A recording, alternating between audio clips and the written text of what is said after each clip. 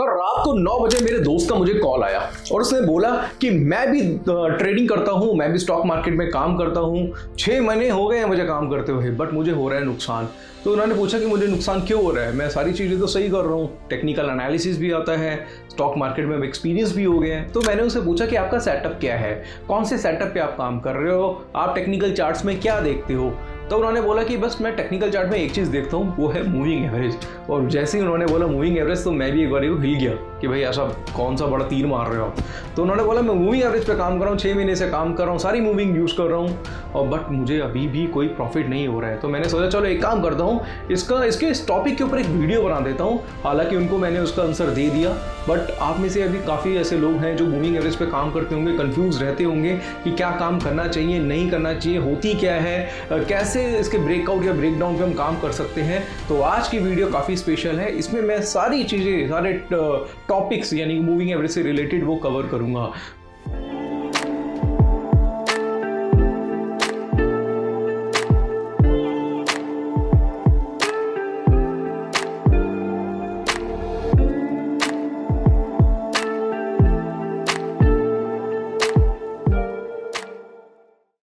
तो मैं Umesh Sharma chart analysis channel पे आपका हार्दिक स्वागत करता हूं। आज का टॉपिक है मूविंग एवरेज और आज की वीडियो में मूविंग एवरेज को बहुत ज़्यादा डिटेल में समझाएंगे।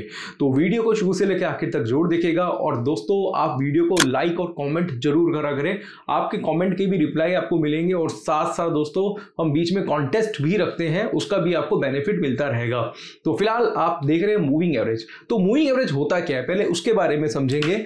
तो मूविंग एवरेज का मतलब होता है मूव करती हुई एवरेज। जैसे है what is moving average, move करती हुई एवरेज। यानी कि जब हम टेक्निकल चार्ट देखते हैं, टेक्निकल एनालिसिस करते हैं तो प्राइस की स्टडी करते हैं, भावों को पढ़ते हैं।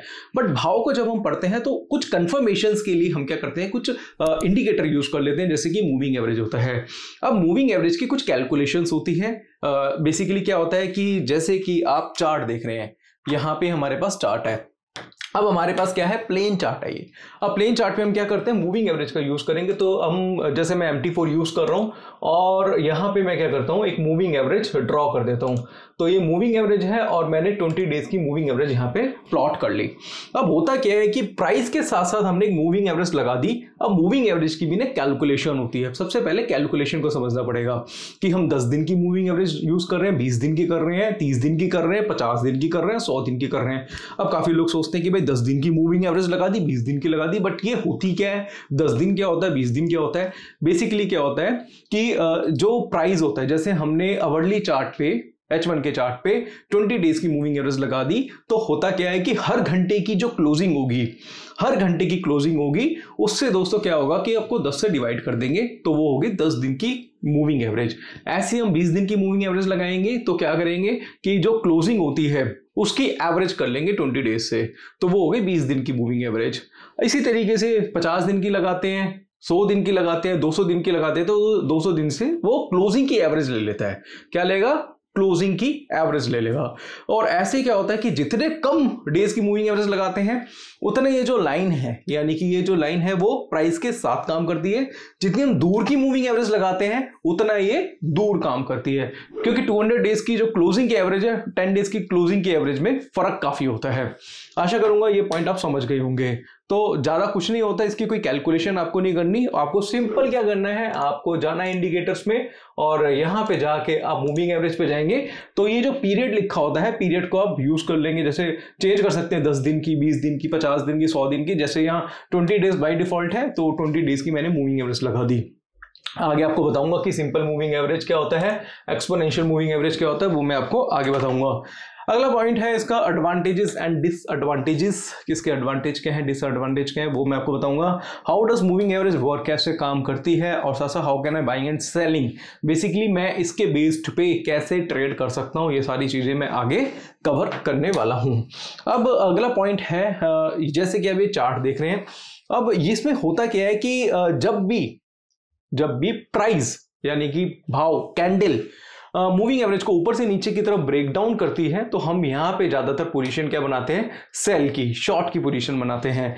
और जब ये मूविंग एवरेज को नीचे से ऊपर की तरफ ब्रेक करता है तो हम यहाँ पे क्या करते हैं, लॉन्ग करते हैं पोजीशन। ऐसा लोगों का मानना है, ऐसे लोग ट्रेड बनाते हैं। बट आपसे क्वेश्चन करना चाहूंगा कि अगर मान लो इतना सिंपल होता मार्केट में काम करना, मैं चार्ट पे आपको दिखा देता हूं कि जैसे कि देखा कि प्राइस ने मूविंग एवरेज को नीचे से ऊपर की तरफ ब्रेक करा तो आपने यहां पे क्या करा, बाय करा। जैसे प्राइस ने ऊपर से नीचे की तरफ ब्रेक करा तो आपने यहां सेल करा, और प्राइस ने यहां से ब्रेक करा इसे ऊपर की तरफ, यानी कि ब्रेकआउट करा तो बाय करा, ऐसे यहां पे सेल करा आपने ब्रेकडाउन पे। तो अगर ये इतना इजी होता कि सिर्फ लाइन के, यानी कि प्राइस के लाइन को ब्रेकआउट करने पे ही आप बाय या सेल करेंगे, एक लाइन की वजह से आप बाय और सेल कर रहे हैं, तो एक छठी क्लास का बच्चा भी तो ट्रेड कर सकता था, तो उसके लिए भी तो काफी इजी हो जाता। तो आपको पढ़ाया इस तरीके से गया, आपको सिखाया इस तरीके से गया है, आपको लगेगा कि टेक्निकल तो बहुत इजी है, सिर्फ एक लाइन के भरोसे में मैं ट्रेड करके बाय और सेल कर लूंगा। बट ये भी पॉसिबल नहीं है, क्योंकि मेरे हिसाब से मार्केट इतना ब्रॉडर कॉन्सेप्ट है कि उसके एक लाइन की कोई औकात नहीं है कि वो बताएगा कि प्राइस बढ़ेगा या फिर गिरेगा। मतलब एक लाइन प्राइस को डिसाइड नहीं कर सकती, एक भाव को डिसाइड नहीं कर सकती। भाव को डिसाइड करने के लिए डिमांड सप्लाई चाहिए, साइकोलॉजी चाहिए, प्राइस एक्शन, ये सारी चीजें से मिलके दोस्तों भाव बनता है, ना कि एक लाइन से। तो मेरे ख्याल से इसका आंसर आपको मिल गया होगा। अब जाते हैं अगली स्लाइड पे और यहाँ पे समझते हैं कुछ पॉइंट्स कि व्हाट इज मूविंग एवरेज। जैसे मैंने आपको बताया कि मूविंग एवरेज क्या होती है, कि मूव करती हुई एवरेज, जितने दिन की आप मूविंग एवरेज ले रहे हैं उसकी क्लोजिंग की एवरेज ले लेता है। बस बहुत सिंपल है, आपको कैलकुलेशन नहीं करना, आपको जाना है और मूविंग एवरेज पे क्लिक करना है और वहाँ पे जो दिन की मूविंग एवरेज चाहिए आप उसको लगा सकते हैं। दो तरीके की मूविंग एवरेज होती है, एक होती है सिंपल मूविंग एवरेज और दूसरी होती है EMA, exponential moving average. Simple moving average basically slow moving average होती है, मैं यहाँ पे लिख देता हूँ, ये होगी स्लो मूविंग एवरेज, और एक्सपोनेंशियल होती है फास्ट। इसकी कैलकुलेशन इस तरीके से की जाती है कि अगर आप एक ही डे की मूविंग एवरेज लगा देंगे तो एक्सपोनेंशियल थोड़ी फास्ट मूव करेगी। तो काफी लोग क्या करते हैं, अपने चार्ट पे SMA और EMA भी एक साथ लगा देते हैं और इनके ब्रेकआउट पे भी वो ट्रेड करते रहते हैं। बट ये पॉसिबल नहीं है। कहने का मतलब ये हो गया कि आपके हाथ में सिक्का है, आपको लग रहा है मार्केट ऊपर है तो आप उछालो, हेड आएगा तो बाय कर लो और टेल आएगा तो सेल कर लो। ये कुछ उसी तरीके का है। बट मैं आपको कहना चाहूंगा कि बाजार इससे बहुत आगे जा चुका है। अब सिर्फ और सिर्फ इन क्रॉस ओवर से काम करने से काम नहीं बनता, इसके अलावा भी बहुत सारी चीजें आपको सीखनी पड़ती हैं। उसके कुछ की टेकअवेज हैं, जैसे मूविंग एवरेज है वो एक स्टॉक इंडिकेटर है जो कि टेक्निकल एनालिसिस में यूज किया जाता है।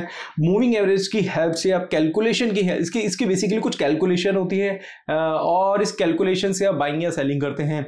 ये आपकी हेल्प करता है कि प्राइस डेटा को रीड करने में, और साथ साथ जो एक्सपोनेंशियल मूविंग एवरेज होती है वो एक वेटेज एवरेज होती है और उसकी ग्रेटर इंपॉर्टेंस होती है जब आप टेक्निकल एनालिसिस करते हैं, और उसके बेस पे भी आप ट्रेड बना सकते हैं। अब यहाँ पे दोस्तों अब कुछ चीजें हैं, ये स्लाइड आप देख रहे हैं और स्लाइड में आपको काफी कुछ पता चल जाएगा। जैसे कि ये हमारे पास क्या है, प्राइस है, ये प्राइस है और इस प्राइस में हमने क्या लिया हुआ है, 50 डेज की मूविंग एवरेज ली है और एक ली है 200 डेज की मूविंग एवरेज। तो जैसे मैंने आपको बताया 50 डेज की मूविंग एवरेज, तो 50 डेज की क्लोजिंग की एवरेज हो गई, और 200 डेज की मूविंग एवरेज 200 डेज की जो क्लोजिंग होती है उसकी एवरेज ले लेता है। बहुत ही सिंपल है। अब होता क्या है कि अगर आप देखेंगे तो 50 डेज की मूविंग एवरेज है वो ये रेड कलर की लाइन है जो कि बिल्कुल प्राइस के साथ साथ चल रही है, और 200 डेज की मूविंग एवरेज है जो कि काफी दूर चल रही है, मैंने आपको पहले ही बताया था। तो काफी लोग 200 डेज की मूविंग एवरेज पे बाय करते हैं और सोचते हैं कि लॉन्ग टर्म में बाय आ गई है, और कई लोग क्या सोचते हैं कि जब ये ऊपर से नीचे की तरफ ब्रेक डाउन देता है तो उन्हें लगता है कि यार ये तो लॉन्ग टर्म के लिए वीक हो गया। तो भैया ये ना एक कथा कहानी है ऐसी, पर ये बहुत सालों पहले सुनाई जाती थी। आज भी अगर कोई ऐसी कथा कहानी सुना रहा है तो उससे बच के रहना, और इसके बेस पे काफ़ी लोगों ने बहुत मोटे मोटे नुकसान खाए हैं। क्योंकि क्या होता है ना कि ऐसा टेक्निकल जब पढ़ाते हैं तो टेक्निकल में जब इंडिकेटर को पढ़ाते हैं, जो मूविंग एवरेज है, मैं आपको मूविंग एवरेज को पढ़ाऊंगा और आपको ये बताऊंगा मूविंग एवरेज काम करती है, और इसके बेफालतू के क्रॉस ओवर पे मैं आपको ट्रेड कराऊंगा तो आपको लगेगा यार ये सामने वाला आदमी तो बड़ा सही बात कर रहा है, बड़ा मुझे समझ में आ रहा है। बेसिकली अगर मैं आपको कैंडलस्टिक पढ़ाऊंगा तो इतनी इजीली समझ में नहीं आएगा।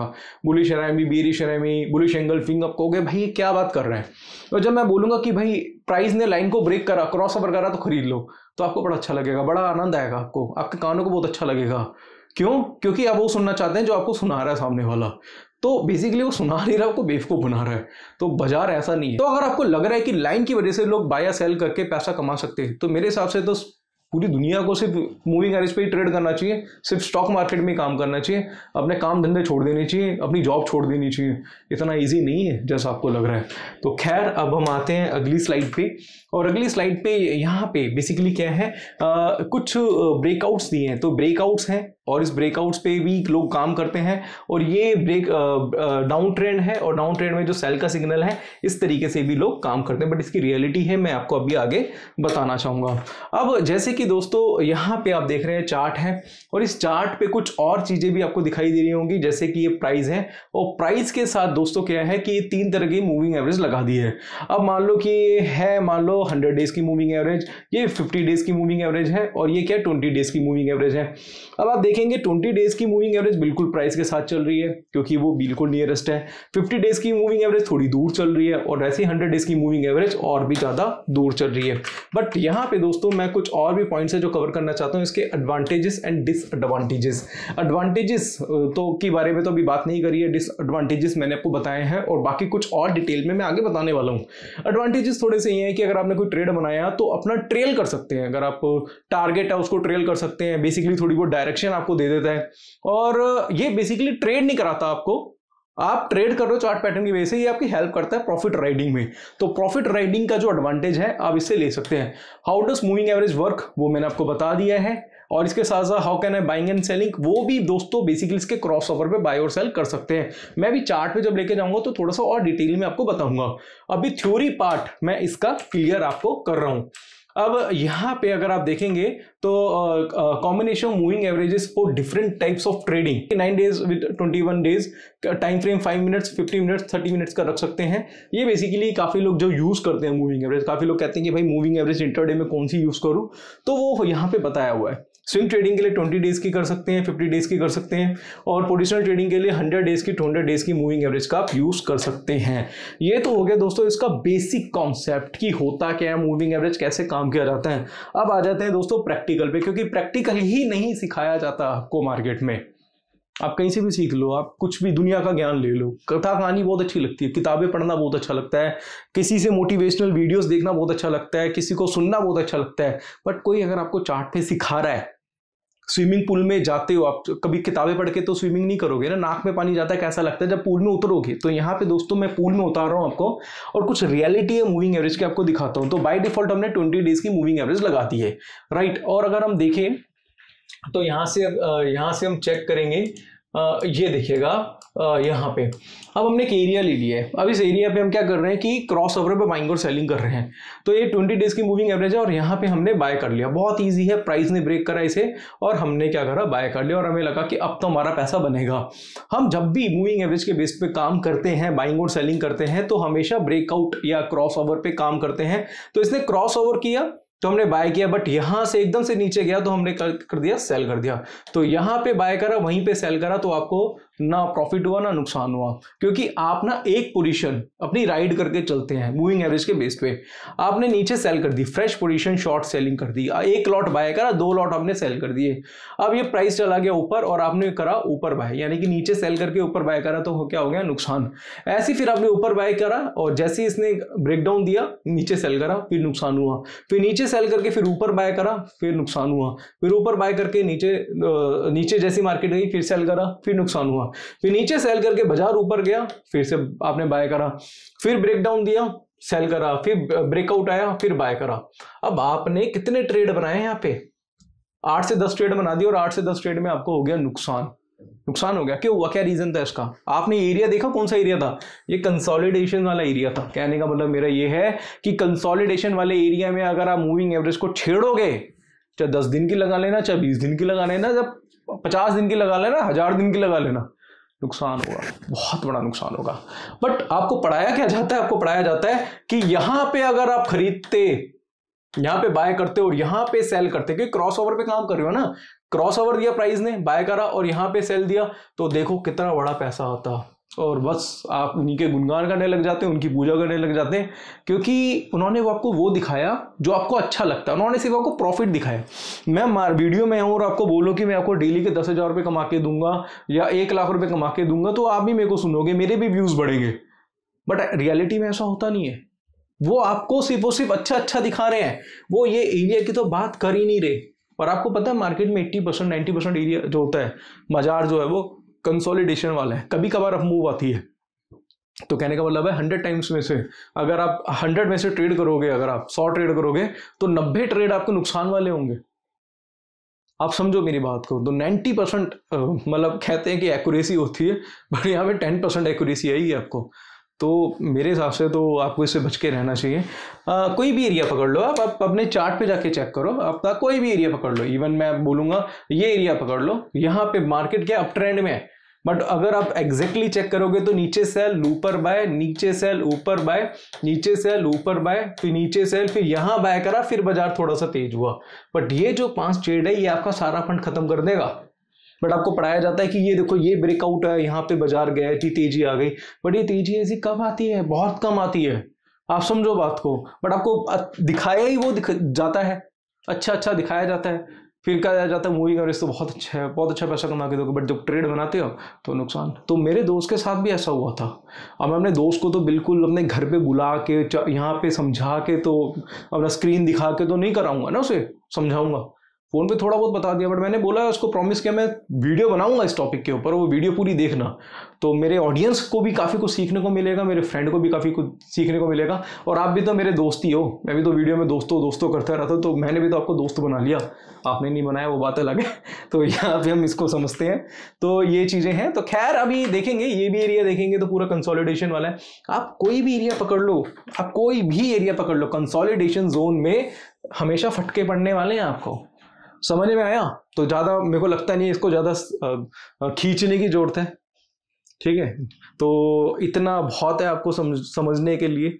और मेरे हिसाब से आप समझ गए होंगे मूविंग एवरेज के बारे में।